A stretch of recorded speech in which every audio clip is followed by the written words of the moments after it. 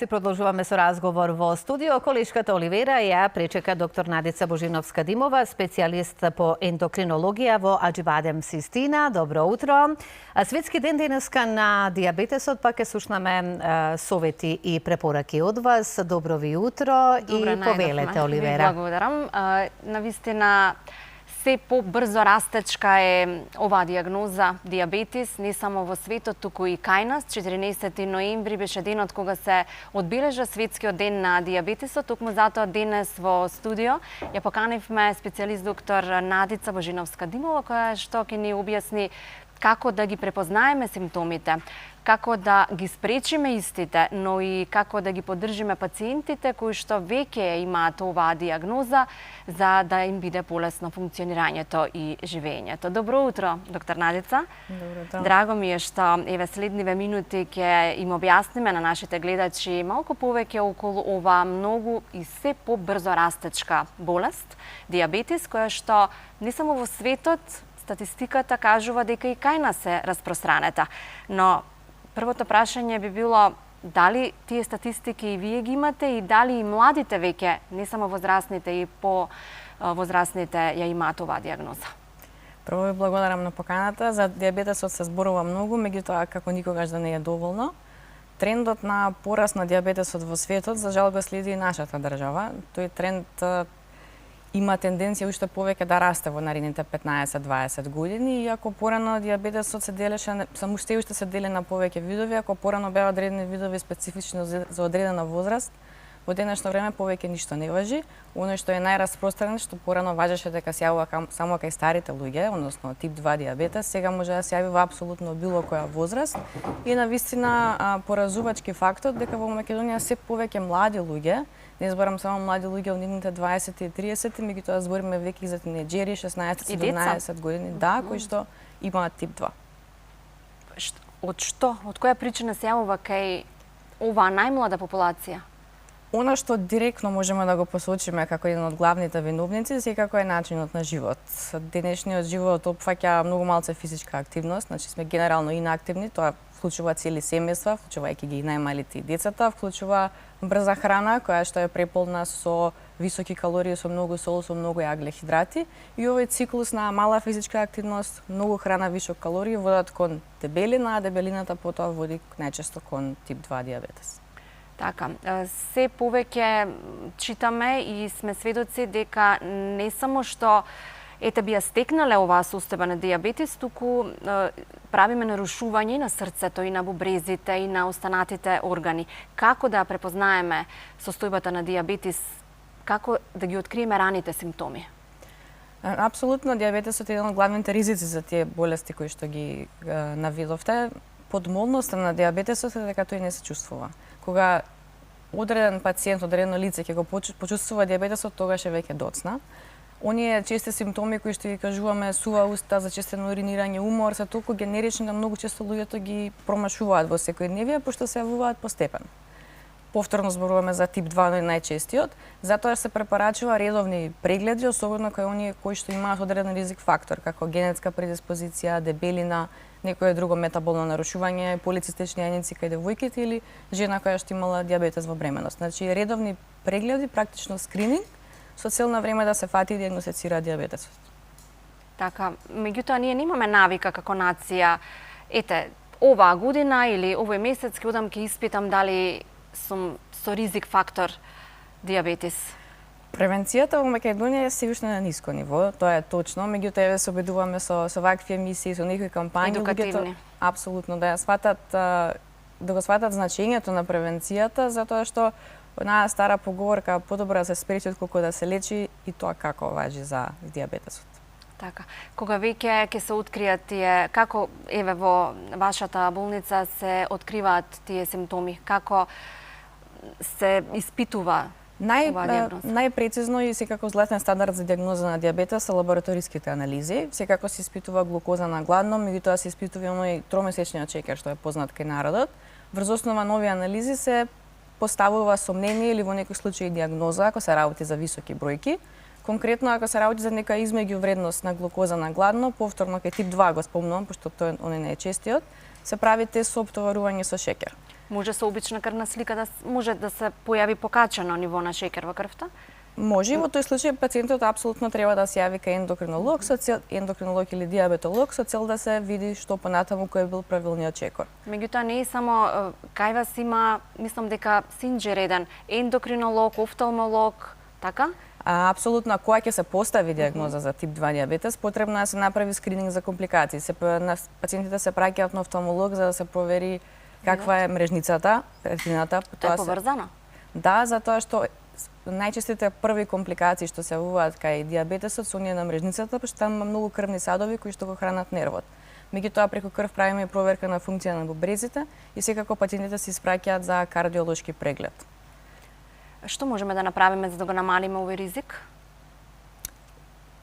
Здрав начин на живот, веројатно сме многу досадни ние лекарите, меѓутоа редовната физичка активност е една за мене од најелегантни начини за превенција на тип 2 диабетесот, затоа што кога сме физички активни, шеќерот од крвта директно оди во мускулите, тоа значи му даваме одмор на нашиот панкреас, покрај физичката активност здравата храна. Затоа што здравата храна не подразбира само нискокалорична, него храна богата со нутритиенти, со растителни влакна, затоа што понекогаш и луѓе кои што немаат вишок телесна тежина, а сепак јадат нездрава храна, може да развијат диабетес. Јас лично познавам луѓе кои што се со нормална тежина имаат диабетес веќе со години. Апсолутно, значи не е дека само оние кои што се обезни имаат диабетес и обратно. Не е дека секој обезен ќе развие диабетес, затоа е потребен да се прави скрининг. Меѓутоа диабетесот не дискриминира, апсолутно представува ризик за цела наша популација. Затоа што во Македонија е многу распространет и практично е ретко да запознаете семејство во кое што бар еден член нема некој вид на диабетес. Колку видови на диабетес постојат? Постојат многу, меѓутоа оние кои што се најчести се 3. Тоа е оној тип 2 диабетес, кој што е над 90% распространет во светот и Македонија, тип 1 диабетес, кој што представува целосен дефицит на инсулински резерви, односно панкреасот се уништува, и диабетес во бременост, кој што во Македонија, бар во нашата болница, се повеќе го диагностицираме. Доста е занемарен, затоа што најчесто после бременоста исчезнува.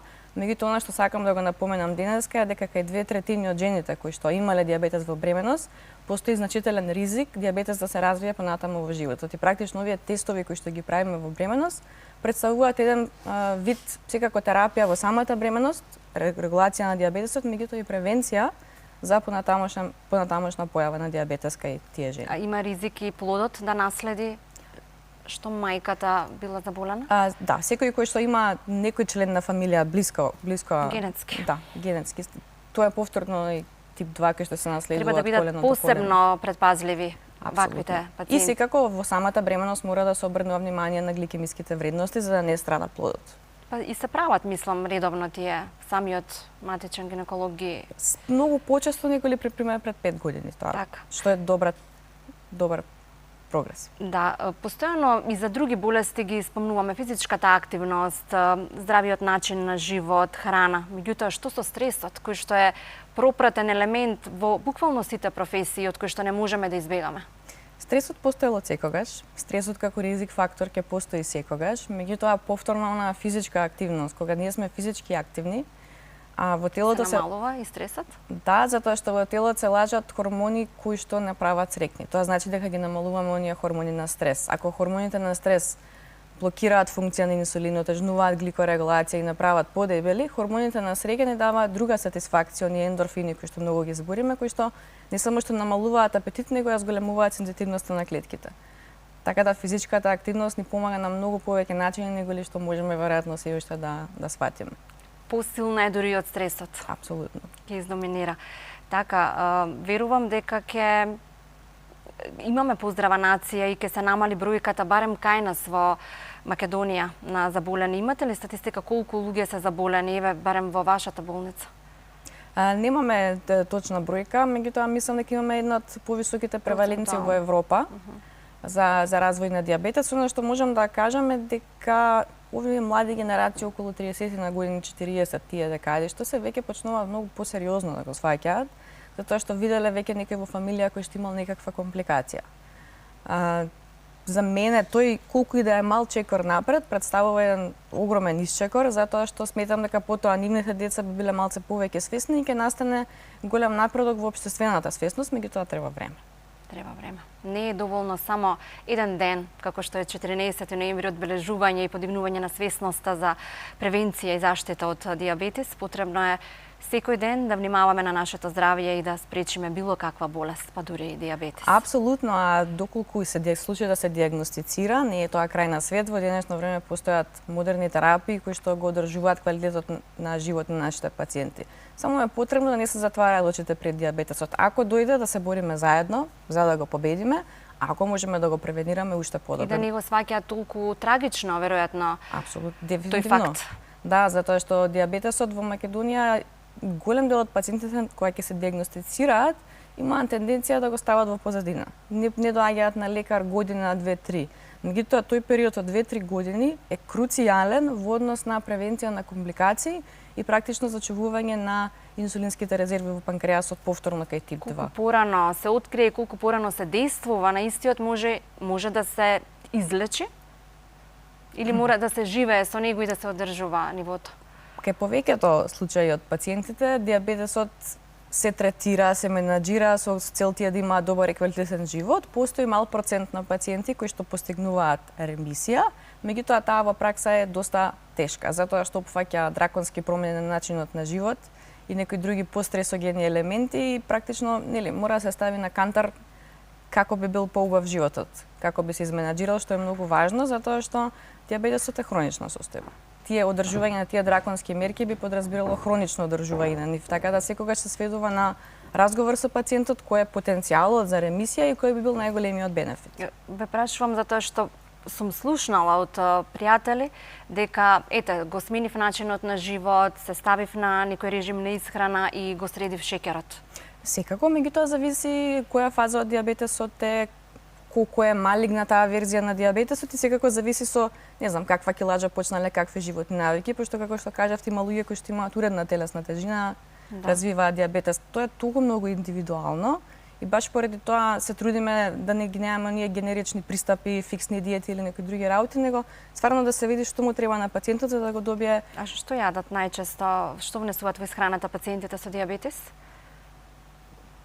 Генерално разновидност, Протеинска? Протеини секако, меѓутоа треба и јаглехидрати. Значи јаглехидратите не се забранети кај пациентите со дијабетес, меѓутоа едно е ако се изеде како јаглехидрат, пример гравче, тавче, сосема е друго ако се изеде бурек. Меѓутоа тие препораки важат и за нас две и за сите.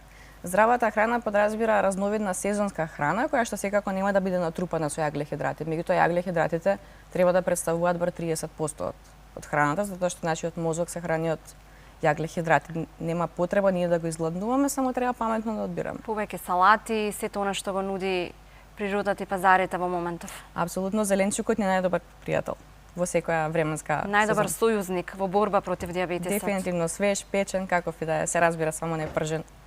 Со многу масноти. А кои методи ги нуди клиничката болница Систина во моментов за спречување и детектирање на оваа состојба на дијабетес?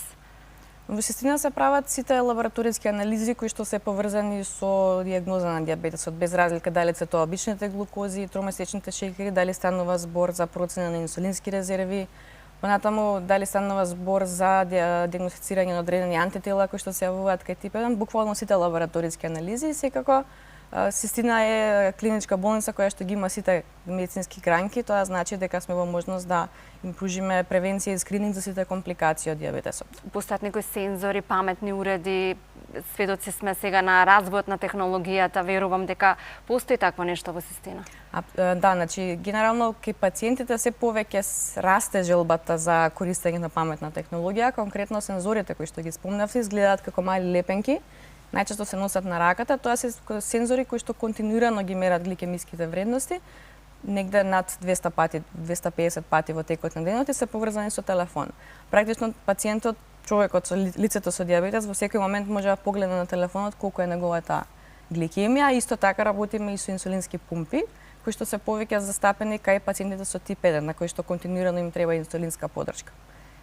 Тоа зборите за пациентите на кои веќе им е детектирана оваа состојба на дијабетес. Што со здравите пациенти кои што сакаат да дознаат и да спречат евентуално појавување на дијабетес? Дали може со такви сензори да дојдат да испитаат? Обично преферираме двојна постапка. Првата е лабораториски, да видиме конкретно на што сме, а со сензорите добиваат многу повеќе информации што се чувствува во текот на денот и често се многу изненадени. Затоа што кога некој ќе јаде бурек, нормално е дека еден час после јадењето шеќерот ќе се Или крене. торта. Да, многу повеќе неголи што некогаш помислувале и мислам дека тоа малце ги освестува во однос на изборот на храна и физичката активност, што гледаат практично на дело што се случува со Сега е телото. период на слави, помрсна храна ќе се јаде, иако се денови на постење. Како и да е, треба да се внимава во секој поглед и во секој период од годината, не само Секој ден, како што кажеш, Да. не само на 14 ноември как светскиот ден, меѓутоа секој ден дијабетесот не демне од секој ќоше секој ден и чека само мала слабост на телото за да нападне. Така. Во чест на одбележување на овој 14 ноември, која ќе биде главната препорака што ќе ми ја кажеме на нашите гледачи?